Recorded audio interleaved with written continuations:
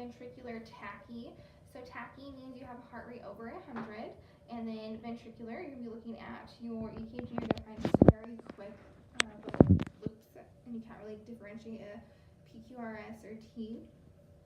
So you can have either sustained and a non-sustained VTAC. So when you have a sustained, it's life-threatening, and sustained is going to be longer than 30 seconds. And so with that, you're going to want to quickly treat with amiodarone, and then also another option is cardioversion. With non-sustained, this is something that lasts less than 30 seconds, and you have no hemodynamic compromise. And so you're going to go and treat your patient with a beta blocker, a calcium channel blocker, and you can also consider an ablation if those aren't really being effective treatments. So now we're going to go ahead and move on to torsades de pointes, also can be shown as a capital T, DP. And so this is sometimes associated with a ribbon image on EKG.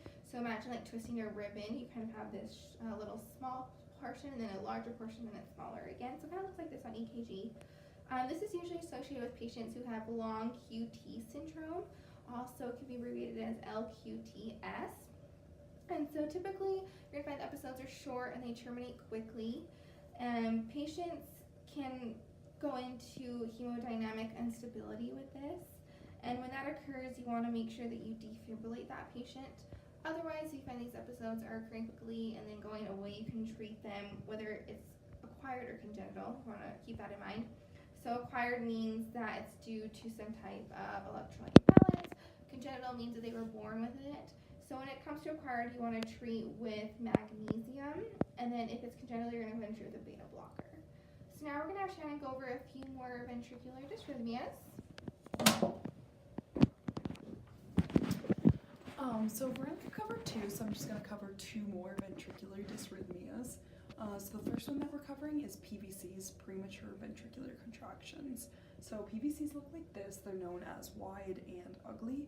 You really cannot miss a PVC. So the treatment for PVCs, it's kind of provider dependent, but the options that you have are reassurance. It's likely that they're benign, especially if the patient is asymptomatic.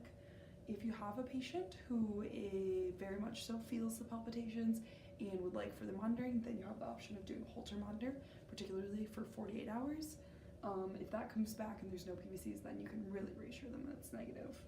You also have the option of a beta blocker, so if the patient is having PVCs, specifically over 25%, then you might want to consider treating with the beta blocker because that will lower the heart rate and hopefully that pulls them out of having the PVCs. And then there's also the option of ablation. This isn't very good practice because it's kind of just a blind ablation because you don't know. It's basically these are firing from the ventricle and you don't know exactly where in the ventricle that these extra electrical impulses are coming from, so you don't know where to go and ablate. So that's PVCs, a couple treatment options, but for the most part reassurance. And then we have VFib, so this is the most life-threatening of all the rhythms that we've learned. VFib is super easy, you just defib the VFib, so you cardiovert them. Thank you for tuning in.